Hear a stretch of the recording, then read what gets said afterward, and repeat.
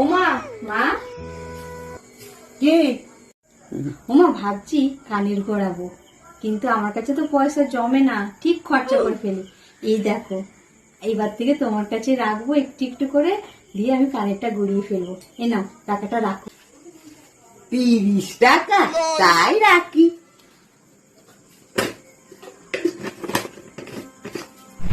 ওমা কি করছো?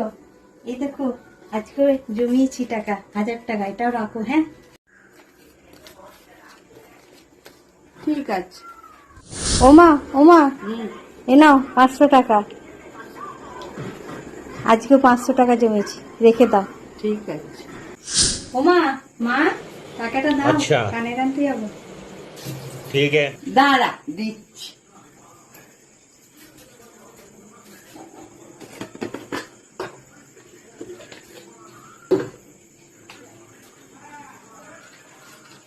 এনে 1530 টাকা।